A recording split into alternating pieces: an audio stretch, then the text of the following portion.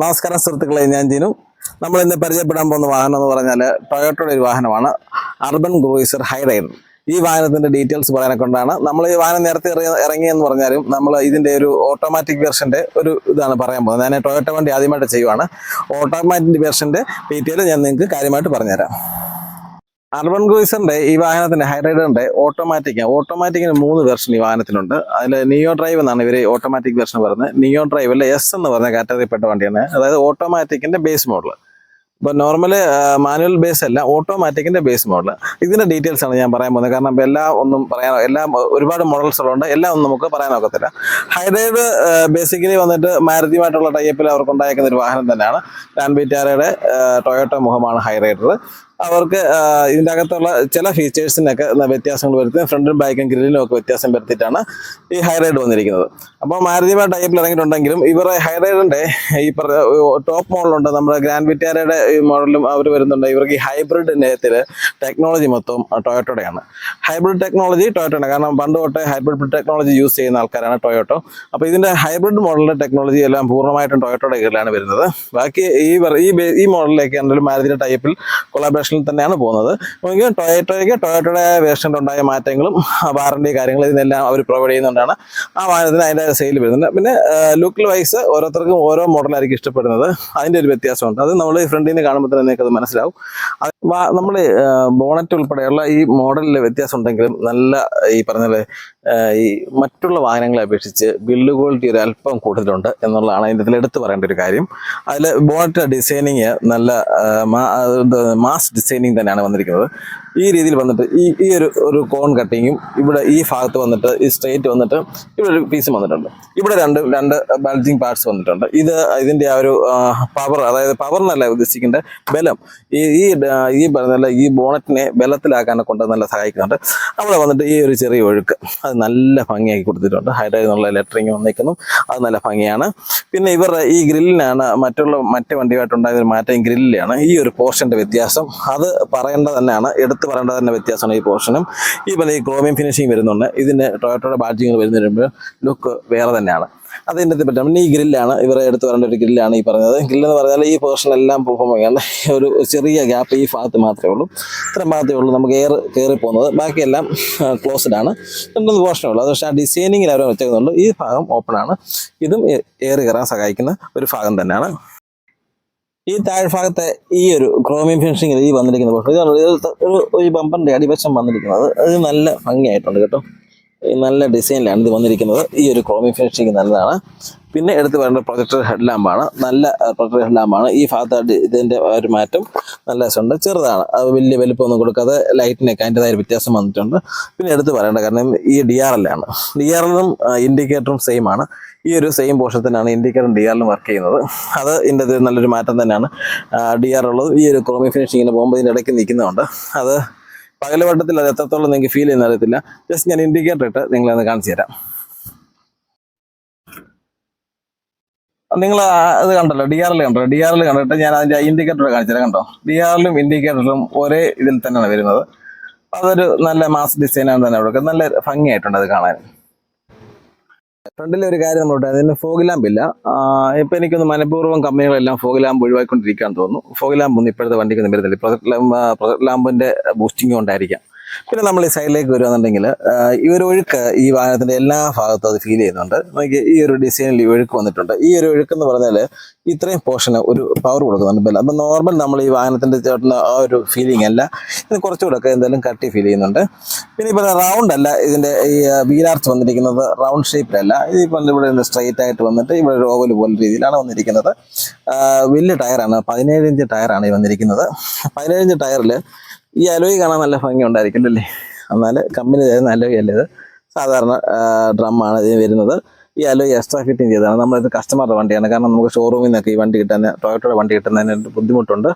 ഇത് കസ്റ്റമറുടെ വണ്ടി കസ്റ്റമൈസ് ചെയ്തൊരു അലോയ് ആണ്. ഇതിന് 50,000 വിലയുണ്ട്. ആരൊക്കെല്ലാം അറിയാമെന്ന് ചോദിച്ചാണ്. ഷോറൂമിൽ തന്നെ ചെയ്താണ്. 50,000 രൂപയാണ് ഈ അലോയ്ക്ക് വില. നല്ലൊരു ഡിസൈൻ അലൈവാണ്. പിന്നെ ഈ ഒരു പോർഷൻ ഇത് കണ്ടല്ലോ, ഇതിപ്പോൾ ഗ്രാൻഡ് വിറ്റാരിക്ക് ഇത് കാണിച്ചിട്ടുണ്ട്. ഈ എംബ്ലം അത് അതിൻ്റെ ഇതാണ്.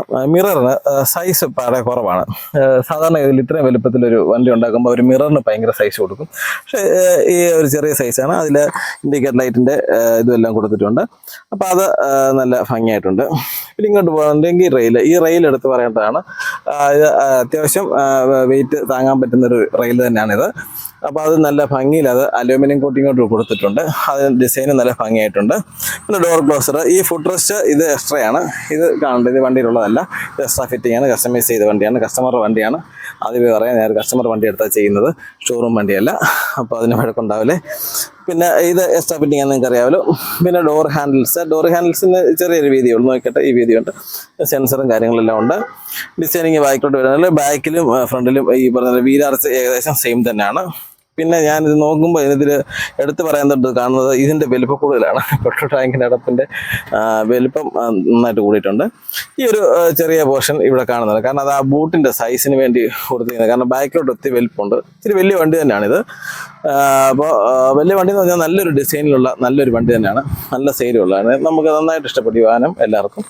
പിന്നെ നമ്മൾ ഇതിൻ്റെ ബാക്കിലോട്ട് വരികയാണെങ്കിൽ ഇത് എടുത്ത് പറയേണ്ടത് ഇതിൻ്റെ ബാക്കിൽ ആണ്. ബാക്ക് ഭയങ്കര സൗന്ദര്യത്തിലാണ് ചെയ്തിരിക്കുന്നത്. കാരണം ചെറിയ ലൈറ്റ് കൊടുത്ത്, ചെറിയ ലൈറ്റ് ഈ 2 പീസായിട്ട് ഈ ലൈറ്റ് എല്ലാം കത്തുന്നതാണ്. ഇത് ഇൻഡിക്കേറ്റർ, ഇത് ബ്രേക്ക് ലൈറ്റ് ആയിട്ട് വരും. ഇത് പാർക്ക് ലൈറ്റ് ആയിട്ട് ഇത് കത്തി കിടക്കും. ഇവർ അവരുടെ ഹൈറേൻ്റെ ബാഡ്ജിങ് കാര്യങ്ങളും ഉണ്ട്. റിവേഴ്സ് ലൈറ്റും കാര്യങ്ങളും എല്ലാം വരുന്നത് ഈ ഒരു പോർഷനാണ്. ഈ ഒരു ചെറിയ പോർഷൻ നമ്മുടെ പഴയ കാലത്ത് കാറൊക്കെ ഇറങ്ങുമ്പോൾ ഉണ്ടാകുന്ന ചെറിയ ലൈറ്റ് ഉണ്ട്. അതിനുശേഷം ലൈറ്റിൽ തന്നെ ഒരുപാട് മാറ്റം വന്ന് എല്ലാ കമ്പനിക്കാരും ലൈറ്റിന് അങ്ങ് വലിപ്പം കൂട്ടിയാണ് വന്നുകൊണ്ടിരുന്നത്. അപ്പോൾ അത് വലിപ്പം കൂട്ടുന്നതിൻ്റെ ഒരു ഭംഗിക്കുറവോ ഭംഗി കൂടുതലോ അല്ലായിരുന്നു പ്രശ്നം. കാരണം എന്തെങ്കിലും ഒരു ചെറിയൊരു ആക്സിഡന്റ് പറ്റിക്കഴിഞ്ഞാൽ ഈ വലിയൊരു പീസ് മാറ്റണം. നമ്മുടെ ഇപ്പോൾ സ്കോർപ്പിയോടെ എർട്ടിഗയുടെ ഒക്കെ ശ്രദ്ധിച്ചിട്ടുണ്ടായിരിക്കും, വലിയ പീസാണ്. അപ്പോൾ ഒരു പോർഷൻ വന്നാൽ ഈ 3 പീസാണെങ്കിൽ 3 പീസൂടെ മാറാൻ കിട്ടത്തുള്ളൂ എന്ന് പറയും. അത് കസ്റ്റമറെ സംബന്ധിച്ചുള്ള അതൊരു നഷ്ടക്കള്ള. ഇൻഷുറൻസ് ഉള്ള സമയത്ത് അത് കിട്ടുമായിരിക്കാം. ഇൻഷുറൻസിൻ്റെ ഈ പറഞ്ഞല്ലേ VTB ഇൻഷുറൻസിൻ്റെ annual depreciation കഴിഞ്ഞ് കഴിയുമ്പോൾ എന്ത് ചെയ്യും, അപ്പോൾ അതൊരു എക്സ്ട്രാ പറ്റും. പക്ഷേ ഇതുപോലെ ചെറുതാണെന്നുണ്ടെങ്കിലും വില ഉണ്ടായിരിക്കും. എങ്കിൽ തന്നെ ഈ ഒരു ചെറിയ ചെറിയ പീസസ് അങ്ങനെ ആക്കുകയെന്നുണ്ടെങ്കിൽ അതൊരു നല്ല ഭംഗിക്കാണ് വന്നിരിക്കുന്നത്. അത് ഇപ്പോൾ ഡിസൈൻ നല്ല ഒരു C ടൈപ്പിൽ അത് ചെയ്തേക്കുന്നത് നല്ല ഭംഗി തന്നെയുണ്ട് കാണാൻ. പിന്നെ ഈ ബൈക്കിലോട്ട് വരികയാണെന്നുണ്ടെങ്കിൽ ഹൈഡ്രൈഡറിൻ്റെ ബാഡ്ജിങ് കാര്യങ്ങളും ഇത് കാര്യങ്ങളുണ്ട്. പിന്നെ ഈ ഒരു ക്രോമിയം ഫിനിഷിങ് നല്ല ഭംഗിയായിട്ടുണ്ട്. ഇതിൻ്റെ ബാക്കിൽ വൈപ്പർ വരുന്നില്ല, ടോപ്പ് എൻഡിന് മാത്രമേ വൈപ്പർ വരുന്നുള്ളൂ. അലൂമിനിയം ഫിനിഷിങ് വരുന്ന ഈ ഒരു ഭാഗം ഇതിൻ്റെ അടുത്ത് പറയേണ്ടത് തന്നെയാണ്. ഈ ഡിസൈനിങ്, ഈ വളഞ്ഞു വന്നിരിക്കുന്ന ഡിസൈനിങ് ആണ് ഇതിന് മറ്റും മാറ്റം കൊടുക്കുന്നത്. അതിൻ്റെ അകത്ത് ടൊയോട്ടയുടെ ബാഡ്ജിങ് കൊടുക്കുന്നുണ്ട്. അത് നമുക്ക് ഇതിൻ്റെ അടുത്ത് പറയേണ്ടതാണ്. പിന്നെ ബാക്കിലെ ഗ്ലാസ്സിന് ഇത്രയും വലുപ്പമുണ്ട്. ബാക്കിലെ ഗ്ലാസിൻ്റെ വലുപ്പം കൊള്ളാം. ഇത് റിവേഴ്സ് ലൈറ്റും കാര്യങ്ങളും എല്ലാം ഉണ്ട്. ഇതൊന്നും എക്സ്ട്രാ ഒന്നുമില്ല, ഇത് ഇൻബിൽട്ട് ആയിട്ട് വരുന്ന കാര്യങ്ങളാണ്. അത് ആ രീതിയിൽ നോക്കുകയാണെങ്കിലും കൊള്ളാം. പിന്നെ താഴത്തെ ഈ ഒരു പീസാണ്. ഇത് ബമ്പറിൻ്റെ ഡിസൈനെ പാടയെ മാറ്റുന്ന, മറ്റ് മാരുതിയുടെ വണ്ടിയുമായിട്ട് ഡിസൈനിങ്ങിൽ വ്യത്യാസം കൊടുക്കുന്ന, പാടയെ മാറ്റുന്ന ഡിസൈനുള്ള നല്ലൊരു ഫിനിഷിങ് വരുന്നത്. അതിന് ക്രോമിയം ഫിനിഷിങ് അല്ല, അത് കളറിന് മാച്ചിങ് ആയിട്ട് വരുന്ന ഒരു ആഷ് കളർ ഫിനിഷിംഗ് ആണ് വരുന്നത്. പിന്നെ ദൂരെ നിന്ന് നോക്കിയാൽ സൈലൻസർ കാണത്തില്ല എന്നുള്ളതാണ് ഇതിൻ്റെ അടുത്ത് പറയേണ്ട കാര്യങ്ങൾ. 2 സെൻസർ പോയിന്റുകളുണ്ട്. ഇതിൻ്റെ 360 ക്യാമറ, റിവേഴ്സ് ക്യാമറ ഉണ്ടായിരുന്നു. ഇത് 360 ക്യാമറ ഇൻബിൽറ്റ് ചെയ്താണ്. ടോപ്പ് മുകളിൽ 360 ക്യാമറ വരുന്നതാണ്, ഇത് ഇൻബിൽറ്റ് ആണ്. അത് ഞാൻ എടുത്ത് പറയുന്നതേ ഉള്ളൂ. അതകത്ത് ചെയ്യുമ്പോൾ നമുക്കത് കാണാൻ സാധിക്കും. ഇത് കണ്ട് നോക്കാം, നിയോ ഡ്രൈവ് എന്ന് അവരുടെ ഒരു ബാഡ്ജിങ് കൊടുത്തിട്ടുണ്ട്. ഓട്ടോമാറ്റിക് വണ്ടിക്ക് അവർ കൊടുക്കുന്നതാണ് നിയോ ഡ്രൈവ്. അതിൽ S എന്ന് പറയുന്ന മോഡലാണ്. ഈ ഒരു ഒഴുക്കും നല്ല ഭംഗിയായിട്ടുണ്ട്. അത് നമ്മൾ ഇതിനകത്ത് എടുത്ത് പറയേണ്ടതായിട്ടുള്ള ഒരു ഡിസൈൻ. ഞാൻ ഈ വാഹനത്തിൻ്റെ ഫ്രണ്ടിലോട്ട് ഒന്ന് കയറാം. ഇന്നർ ഭാഗം നമുക്കൊന്ന് ഡീറ്റെയിൽ ആയിട്ട് പരിചയപ്പെടണമല്ലോ. ഞാൻ ഫ്രണ്ടിൽ കയറിയിട്ട് നമുക്ക് ഈ കാര്യങ്ങളൊക്കെ ഒന്ന് പറഞ്ഞുതരാം. സീറ്റിങ് സൂപ്പറാണ്. ഞാനത് ഡ്രൈവിങ്ങിൽ പറഞ്ഞിട്ടുണ്ട്. സീറ്റിങ് സൂപ്പറാണ്. അതിൻ്റെ ഇതിൽ എടുത്ത് പറയേണ്ടതായിട്ടുണ്ട്. പിന്നെ സീറ്റ് അഡ്ജസ്റ്റ് ചെയ്യാം, ഹൈറ്റ് അഡ്ജസ്റ്റ് ചെയ്യാൻ പറ്റുന്ന സീറ്റാണ്. ഹൈറ്റ് അഡ്ജസ്റ്റ് ചെയ്യാം, ഹൈറ്റ് പോക്കാം. അത് നല്ല കാര്യം തന്നെയാണ്. ഈ ഒരു മോഡലിന് അത് കൊടുക്കുന്നുണ്ടല്ലോ. പിന്നെ സ്റ്റിയറിങ് ടിൽറ്റ് ചെയ്യാവുന്നതാണ്. ടിൽറ്റ് സ്റ്റിയറിംഗ് ആണ്. അതിനുള്ള ഓപ്ഷൻസ് കാര്യങ്ങളെല്ലാം ഉണ്ട്. പിന്നെ നോർമൽ നമ്മൾ ബാക്കി വെഹിക്കിളെ കാണുന്ന പോലുള്ള മോഡ് സ്വിച്ച് കാര്യങ്ങളെല്ലാം ഇതിൽ തന്നെ ഉണ്ട്. ട്രാക്ഷൻ കൺട്രോളിൻ്റെ ആണെന്ന് പറഞ്ഞാലും സ്വിച്ച് ഉണ്ട്. വയർലെസ് ചാർജറുണ്ട്, പെൻ ഡ്രൈവ് ഉണ്ട്, 12 വോൾട്ട് ചാർജറുണ്ട്. AC-ൻ്റെ കാര്യങ്ങളൊക്കെ ഇത് സത്യം പറഞ്ഞാൽ കണ്ടു മടുത്താണ്. ഇത് റൗണ്ടായി എന്നുള്ളേ ഉള്ളൂ. ഇത് കമ്പനി സിസ്റ്റം അല്ല, ഇത് എക്സ്ട്രാ ഫിറ്റിങ്ങിൽ ചെയ്തതാണ്. ഇതിൻ്റെ കൂടെ ചെറിയൊരു സിസ്റ്റമാണ് വരുന്നത്. ഇതിലൂടെ വരുന്നത് കമ്പനി 360 ക്യാമറ സെറ്റ് ചെയ്തപ്പോൾ അവർ വെച്ച ഒരു സിസ്റ്റം തന്നെയാണ്. സിസ്റ്റം മാറ്റിയിട്ടുണ്ട്. ഇതിലൂടെ വരുന്ന ചെറിയൊരു സിസ്റ്റമാണ്. ഇൻഡിക്കേറ്ററും സ്വിച്ചൊക്കെ മാരുതിയുടെ അതേ ലുക്കിൽ തന്നെയാണ്. അതിന് മാറ്റമൊന്നും വന്നിട്ടില്ല. ഓട്ടോമാറ്റിക് ഗിയർ കാര്യങ്ങൾ ഈ പറഞ്ഞ ഈ ഒരു ചെറിയ പോർഷന് ഈ ഒരു ചെറിയ ഇതുണ്ട്. ഒരു ചെറിയൊരു സ്പേസ് ഉണ്ട്. 2 ബോട്ടിൽ ഹോൾഡർ കാര്യങ്ങളെല്ലാം ഉണ്ട്. ഡോറിൽ പറയാന്നുണ്ടെങ്കിൽ ഫിനിഷിങ് എല്ലാം കോമൺ തന്നെയാണ്. ബോട്ടിൽ ഹോൾഡർ, സ്വിച്ചസും കാര്യങ്ങളെല്ലാം ഉണ്ട്. മിറർ അഡ്ജസ്റ്റ്മെന്റ് ഇവിടെ തന്നെയാണ് അഡ്ജസ്റ്റ് ചെയ്യാൻ പറ്റുന്നുണ്ട്. എ സി വിൻ്റെ ഇതിന് തടിപ്പുണ്ടെന്നുള്ളൂ, വേറെ പ്രത്യേകത നമ്മൾ കാണുന്നില്ല. ഈ സെയിം ഡിസൈനാണ്. ഡാഷും എല്ലാം ബ്ലാക്ക് ഡാഷും കാര്യങ്ങളെല്ലാം ഉണ്ട്. ഈ ഒരു പോർഷൻ്റെ ഫിനിഷിങ് ആണ് ഇതിൻ്റെ എടുത്ത് പറയാൻ തോന്നുന്ന ഒരു ഫിനിഷിങ് പറയുന്നത്. പിന്നെ മിറർ ലൈറ്റ് എല്ലാം കോമൺ ആണ്. ബാക്ക് സീറ്റിലൂടെ ഞാൻ ഇരുന്ന് കാണിച്ചു തരാം. ബാക്ക് സീറ്റിലെ കാഴ്ച കൂടെ നിൽക്കൊന്ന് കാണാൻ സാധിക്കുമായിരിക്കും. നമ്മൾ ഈ വാഹനത്തിൻ്റെ ബാക്കിൽ ഒന്ന് കയറി നോക്കാം. ബാക്കിൽ കയറുകയാണെന്നുണ്ടെങ്കിൽ കയറി ഇറങ്ങാൻ ബുദ്ധിമുട്ടൊന്നുമില്ല, നല്ല കംഫർട്ടായിട്ടുണ്ട്. ചാര് നല്ല ചാരാണ്, കൊള്ളാം. ഡ്രസ്സ് കാര്യങ്ങളെല്ലാം കൊള്ളാം, അതും കൊള്ളാം. മെഡ്സീറ്റിന് ചെറിയ ഹെഡ് റെസ്റ്റ് ഉണ്ട്, സ്വാഭാവികമാണ്. ഇതെന്ത് തോന്നുന്നു കൊള്ളാം. ഇത് പക്ഷേ ഇവരെ സീറ്റ് കവർ ചെയ്തിൻ്റെ എന്തൊന്നും ഫിനിഷിങ് പോരാ, പൂർണ്ണമായിട്ടുണ്ട് കയറി കിടക്കുന്നില്ല. അല്ലെങ്കിൽ അത് നല്ല സാധനമായിരുന്നു. കമ്പനി കവറിലാണെങ്കിൽ ബെറ്റർ ആയിരുന്നു. 2 ബോട്ടിൽ ഹോൾഡർ ഉണ്ട്. സംഭവം എന്തായാലും കൊള്ളാം. സീറ്റ് ബെൽറ്റ് ഉണ്ട്. ബാക്കിൽ ഈ സെൻട്രൽ സീറ്റിന് വേണ്ടി ഒരു ക്രോസ് സീറ്റ് ബെൽറ്റ് വരുന്നുണ്ട്. അത് നല്ലൊരു കാര്യമായിട്ട് എനിക്ക് തോന്നുന്നുണ്ട്. കാരണം എല്ലാ വണ്ടിക്കും ഈ അരഭാഗത്ത് മാത്രമുള്ളായിരുന്ന ഒരു ക്രോസിങ്, ഇതിന് ഈ ഷോൾഡർ ക്രോസിങ് ഇത് വരുന്ന ആദ്യമായിട്ടാണ്. അത് നല്ല കാര്യം. ഇന്നത്തെ കാലത്ത് സേഫ്റ്റി വെച്ച് നോക്കുമ്പോൾ അത് ഉള്ളത് നല്ലതായിട്ട് എനിക്ക് തോന്നുന്നു. എയർ ബാഗ് കാര്യങ്ങളെല്ലാം ഈ വണ്ടിക്കുണ്ട്. എയർ ബാഗിങ് സെറ്റിംഗ് എല്ലാം ഉണ്ട്. ഐസോഫിക്സ് ഉണ്ട്. കുട്ടികളുടെ സീറ്റ് പിടിപ്പിക്കാനുള്ള ഐസോഫിക്സ് കാര്യങ്ങൾ ഇത് കോമൺ ആണ്. അതുകൊണ്ടാണ് ഞാൻ വലിയ ബലം കൊടുത്ത് പറയുന്നത്. കാരണം എല്ലാ വണ്ടിക്കും ഐസോഫിക്സ് വരുന്നുണ്ട്.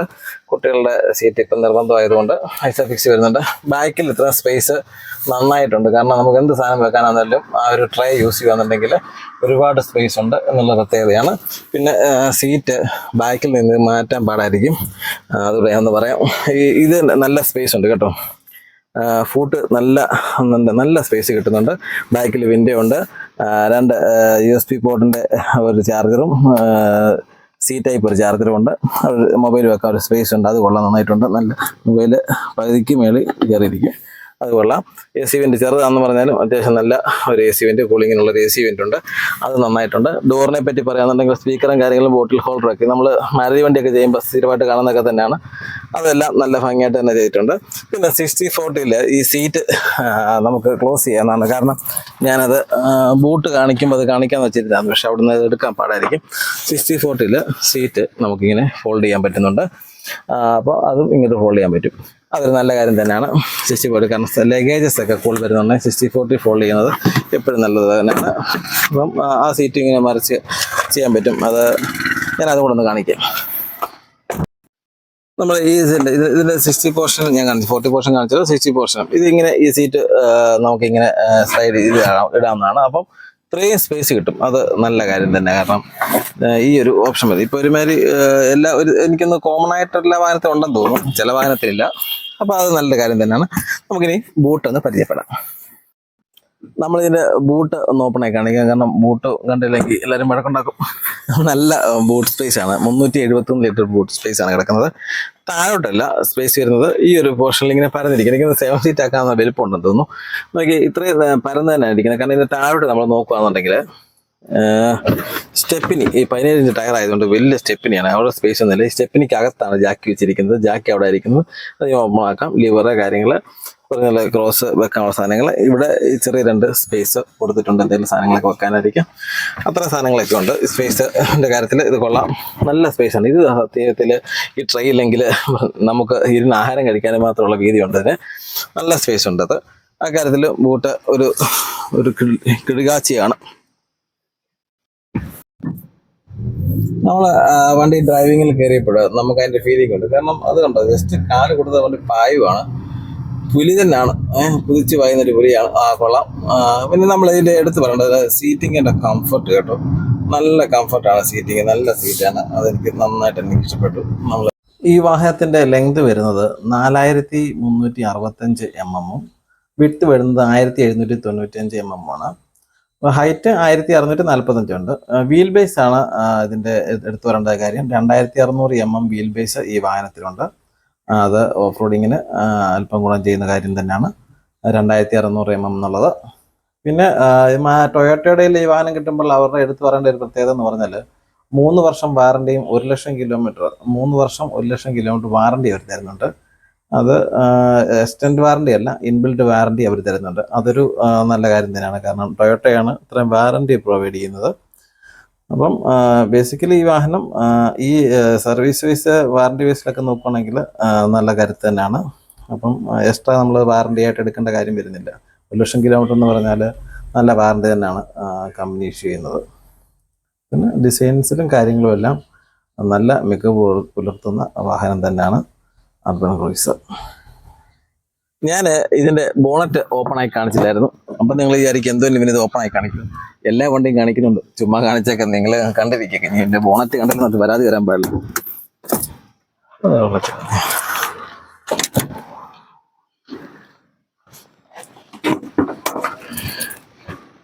1.5 ലിറ്ററിൻ്റെ ഒരു എഞ്ചിനാണ് വരുന്നത്. ധാരാളം സ്പേസും കാര്യങ്ങളൊക്കെ ഉണ്ട്.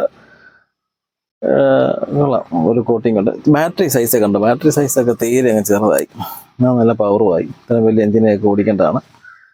ബാറ്ററി എല്ലാം നല്ല മാറ്റം വന്നിട്ടുണ്ട്. ഈ ബോണറ്റ് വെക്കുമ്പോഴേ നല്ല വെയിറ്റ് ഫീൽ ചെയ്യുന്നുണ്ട്. മഹീന്ദ്ര വണ്ടിയുടെ ഒക്കെ ബോണറ്റ് വെക്കുന്ന പോലെ ഉള്ളൊരു ഫീലിംഗ്. കാരണം ഇത് ആദ്യം തൊട്ടേ നമുക്ക് ഇതിൻ്റെ ഒരു ബിൽഡ് ക്വാളിറ്റിയിൽ ഒരു സന്തോഷമുണ്ട്. കാരണം മറ്റ് വാഹനങ്ങളെ അപേക്ഷിച്ച് നല്ല ബിൽഡ് ക്വാളിറ്റിയാണ്. നല്ല കട്ടി ഫീൽ ചെയ്യുന്നുണ്ട് വാഹനത്തിന്, ബോഡിക്കെല്ലാം. അത് ഈ വാഹനത്തിൻ്റെ അത് ഇറങ്ങിയ കാലം തൊട്ട് അത് പറയുന്നുമുണ്ട്. അതിൻ്റെ അടുത്ത് പറയേണ്ട ഒരു പ്രത്യേകത തന്നെയാണ് ഇതിൻ്റെ ബിൽഡ് ക്വാളിറ്റി. താരതമ്യേന വെച്ച് നോക്കുവാണെങ്കിൽ കൊള്ളാം, അതൊരു നല്ല കാര്യം തന്നെയാണ്. നമ്മൾ ഈ വാഹനത്തിൻ്റെ ഫ്യൂവൽ ടാങ്ക് വന്നിട്ട് 45 ലിറ്ററാണ് വരുന്നത്. മൈലേജ് വരുന്നത് 22 ലിറ്ററാണ് കമ്പനി പറയുന്നത്. മൈലേജ് 22. നമ്മൾ ഉപയോഗിച്ച ആൾക്കാരോട് അന്വേഷിച്ചപ്പോൾ 18 മൈലേജൊക്കെ അവർ എന്തായാലും പറയുന്നുണ്ട്. അപ്പോൾ 18 അബവ് കിട്ടും എന്നുള്ള കാര്യത്തിൽ ഉറപ്പാണ്. അപ്പോൾ ഫ്യൂവൽ എഫിഷ്യൻസിയിലും മികച്ച വാഹനം തന്നെയാണ് ഇത്. കാരണം ഈ ഒരു മോഡലിന് വരുമ്പോൾ ഇതിൻ്റെ ഇതിൻ്റെ ഹൈബ്രിഡ് വരുന്ന ഒരു മോഡലുണ്ട്. അതിന് 20 അബവ് ആണ് സ്റ്റാർട്ടിംഗ് പ്രൈസ് വരുന്നത്. ഹൈബ്രിഡ് മോഡലിന് വരുമ്പോൾ 20 അബവ് ആണ് ബേസ് മോഡലിന് സ്റ്റാർട്ടിങ് വരുന്നത്. പക്ഷെ അതിൻ്റെ ഫ്യൂവൽ എഫിഷ്യൻസി 27 ഒക്കെയാണ് അവർ പറയുന്നത്. കാരണം ഭയങ്കര ഹൈബ്രിഡിൻ്റെ ടെക്നോളജി മൊത്തം ടൊയോട്ടോടെയാണ്, അത് നേരത്തെ തൊട്ട് ഉപയോഗിക്കുന്നതാണ്. അപ്പോൾ ആ രീതിയിൽ അവർ കുറച്ച് മികച്ച രീതിയിലാണ് അത് ചെയ്തേക്കുന്നത്. അപ്പോൾ അതിന് മൈലേജ് കൂടുതലായിട്ട് കിട്ടും. അപ്പം ഈ ഒരു ബേസിൻ്റെ പറയുകയാണെന്നുണ്ടെങ്കിൽ ഇതാണ് വരുന്നത്. ഇതിൻ്റെ ഈ പ്രൈസ് എസ് എന്ന് പറഞ്ഞാൽ ഈ മോഡലിൻ്റെ പ്രൈസാണ് പറയുന്നത്. കാരണം ഒരുപാട് മോഡലുണ്ട്, എല്ലാം പറയാനൊക്കെ. ഇതിന് ഓൺ റോഡ് പ്രൈസ് വരുന്നത് 17,42,000 രൂപയാണ് വരുന്നത്. 17,42,000. അത് പറയുമ്പോൾ ഞാൻ ഒരു കാര്യം വിട്ടു, ക്ഷമ ചോദിക്കുന്നു. എഞ്ചിൻ്റെ ഓൺ ഓഫ് സ്വിച്ചാണ് വരുന്നത്, കീ അല്ല, സ്വിച്ചാണ് വരുന്നത്. ഞാൻ പ്രൈസ് പറഞ്ഞപ്പോൾ അത് പറഞ്ഞെന്നുള്ളൂ. കാരണം ഇത്രയും വില വന്നപ്പോൾ എന്തുകൊണ്ടാണെന്ന് സ്വിച്ചായിരുന്നു, അപ്പം കീ അല്ല. അപ്പം അത് ഞാൻ എടുത്ത് പറഞ്ഞല്ലോ. ബാക്കി ഫീച്ചേഴ്സൊക്കെ ഏകദേശമൊക്കെ പറഞ്ഞുകൊണ്ട് തന്നെയാണ്. എനിക്കിന്ന് ഈ വാഹനം റിവ്യൂ ചെയ്യാൻ തന്നത് എൻ്റെ സുഹൃത്താണ്. അദ്ദേഹം വാങ്ങിച്ച് 2 ദിവസമായുള്ള ഈ വാഹനം വാങ്ങിച്ചിട്ട്. എൻ്റെ സുഹൃത്ത് അനൂപാണ്, സ്റ്റാർ ലാബ് നടത്തുന്ന അനൂപാണ് എനിക്ക് ഈ വാഹനം തന്നത്. കാരണം ഞാൻ നേരത്തെ പറഞ്ഞത് നമ്മൾ വീഡിയോ ഒക്കെ ചെയ്യുന്നതുകൊണ്ട് അനൂപിന് ഇഷ്ടമായതുകൊണ്ട് അനൂപ് പുതിയ വണ്ടി വാങ്ങിക്കുന്നുണ്ടെ തന്നേക്കാൻ നേരത്തെ പറഞ്ഞു.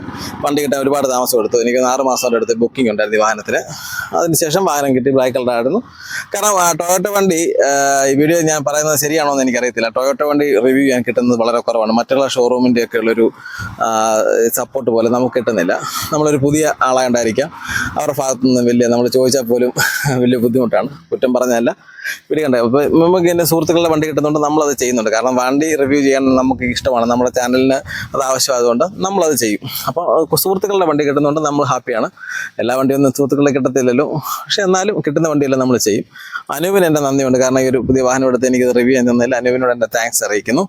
പിന്നെ എൻ്റെ വീഡിയോ കണ്ടതല്ല, ഞാൻ ഈ പറഞ്ഞ വീഡിയോ എല്ലാവർക്കും ഇഷ്ടപ്പെട്ടെന്ന് ഞാൻ വിചാരിക്കുന്നു. കാരണം ഒരു വിധം എല്ലാം ഞാൻ പറഞ്ഞിട്ടുണ്ട്.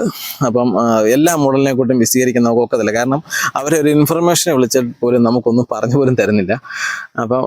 അപ്പം നമുക്കറിയാവുന്ന കാര്യങ്ങളെല്ലാം ഞാൻ ഇതിൽ പറഞ്ഞു. ഈ ഒരു മോഡലിനെ പറ്റിയുള്ള എല്ലാം പറഞ്ഞതെല്ലാം ക്ലിയർ ആണ്. ഇത് കാരണം ഏറ്റവും കൂടുതൽ പോകുന്ന ഒരു മോഡലാണ് ഈ എസ് എന്ന് പറഞ്ഞ മോഡൽ. കാരണം ഓട്ടോമാറ്റിക് വെർഷനിൽ എസ് എന്ന് പറഞ്ഞ മോഡൽ ഏറ്റവും കൂടുതൽ പോകുന്നതാണ്. അപ്പോൾ എല്ലാവർക്കും അതിനകത്ത് താല്പര്യമുണ്ട്. അപ്പോൾ എൻ്റെ വീഡിയോ കണ്ട എല്ലാവർക്കും എൻ്റെ നന്ദിയുണ്ട്. കാരണം ചാനൽ സബ്സ്ക്രൈബ് ചെയ്യുകയും ലൈക്കും കമൻറ്റും ഒക്കെ ചെയ്യണം. എങ്കിലേ നമുക്ക് അതിനൊരു ഗ്രോത്ത് ഉണ്ടാകത്തുള്ളൂ. പിന്നെ വേറെ എടുത്തു പറയാനൊന്നുമില്ല. എൻ്റെ ചാനൽ കണ്ട എല്ലാവർക്കും എൻ്റെ നന്ദി.